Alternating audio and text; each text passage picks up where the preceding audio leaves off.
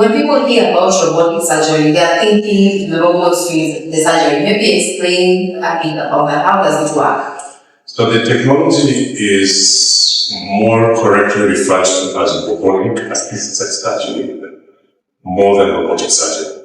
What that means is that we have a robot and powered by artificial intelligence that is assisting the surgeon to do the surgery and not the robot performing the surgery physically. So technically, the surgeon just using technology to do the surgery. Right. So the surgeon is performing the surgery, which we have been doing for many years, but now we're using robot and AI, artificial intelligence, to do what we have been doing better, for better. How different is it from the traditional surgeries?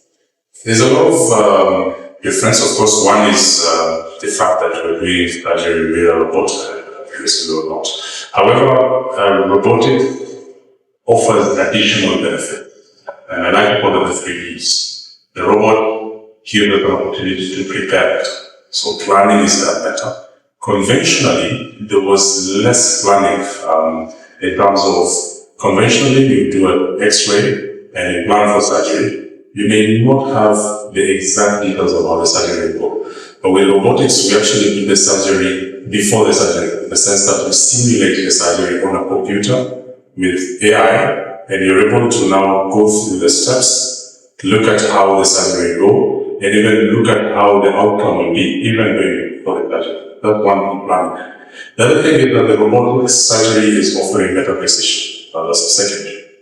And by precision, it means that we have more accurately cut bones. Because what was happening conventionally is that the surgeon uses his freehand bone cuts, uses eyeballing quite often, and uses some manual instruments known as jigs and rods, which look at specific landmarks to do some measurements. But now with robotics, the precision is sub-millimeter, sub-degree precision in the sense that the cut steady robotic arm, I'm sure you looked at the robot, the steady arm without any pivots, and it gives you an opportunity to measure during the surgery how accurately you're doing it to the finest millimeter, because you can check it, you can take certain measurements that you do. And then now there's the third P, which is predictability. What you see on the computer when you're doing simulation is almost, if not very or completely, the same as what you should see after the surgery out of the X-rays and how the predictability aspect, which was not there in conventional, where one will do the surgery to the best of his ability on the operating level, and then later on I'll look at the X-rays and see how well it was done or how better it was done. So this goes up.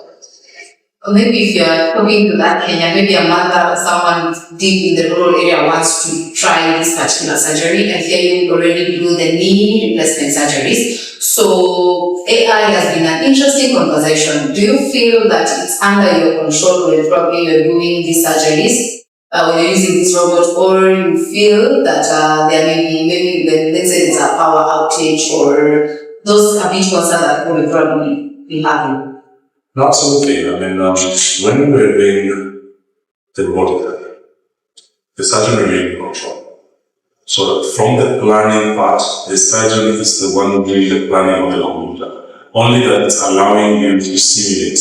And then it also has some formulas where if it detects that you may be something wrong, it will already know. But actually, you are the one that the surgeon is doing the planning.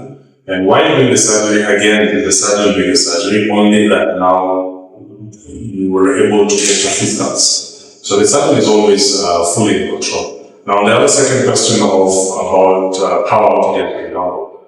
I mean, those are realities, and when we were sorting the robot, we did put all that into consideration. And this particular robot that we operate in Metropolitan has backup systems, where in terms of power, if power goes off, there is a backup in the system that allows you to complete the surgery and even do another surgery on battery power. That's one. And if things go completely wrong for any reason, then the surgeon can always shift back to conventional and continue to do the surgery the way it has been done conventionally. So there's no given time where one can be completely safe.